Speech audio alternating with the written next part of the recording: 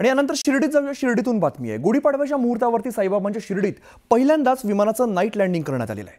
शिर्डी आंतरराष्ट्रीय विमानतळावरती रविवारी रात्री हैदराबाद नाईट लँडिंग विमानसेवेला अधिकृत सुरुवात झालेली आहे. या विमान सेवेने भाविकांमध्ये उत्साहाचं वातावरण आहे.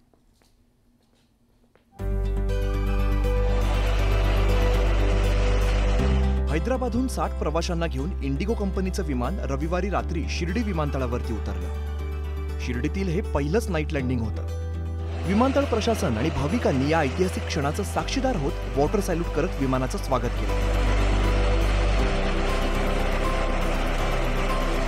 भाजपाचे माजी खासदार सुजय विखे पाटील यांनी शिर्डीत दाखल झालेल्या प्रवाशांचं फुलं आणि साईबाबांचा प्रसाद देऊन स्वागत केलं. त्यानंतर प्रवाशांच्या हस्ते केक कापत पहिल्या यशस्वी नाईट लँडिंगचा आनंदोत्सव साजरा करण्यात आला.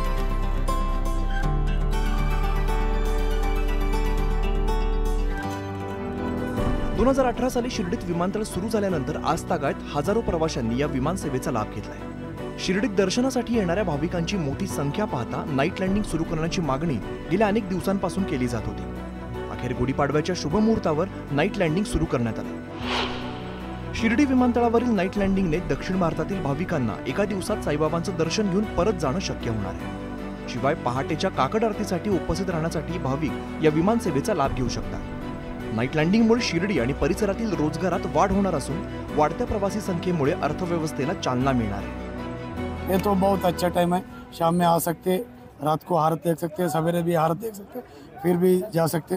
बहुत अच्छा टाइमिंग्स है. ये तो बहुत अच्छा आहे. नाईट लँडिंगच्या माध्यमातून हे पहिलं विमान रात्री 9:30च्या सुमारास इथं लँड झालेलं आहे. माझ्यावरती ही रेग्युलर फ्लाईट राहील. दिल्लीची एक ट्रायल फ्लाईट 11:30 वाजेची आहे, ती आता थोडंसं टेक्निकल स्नॅगमुळे थांबली. तर दिल्लीची नाईट लँडिंग पण आता लवकरात लवकर सुरू होईल आणि असं वाटतं की येणाऱ्या कालावधीमध्ये जवळपास 5 ते 10 विमानं रात्री येतील आणि एक शिर्डीच्या अर्थव्यवस्थेला मोठ्या प्रमाणात आधार मिळण्याचं काम या नाईट लँडिंगमुळे होईल, याचा मला विशेष आनंद वाटतो.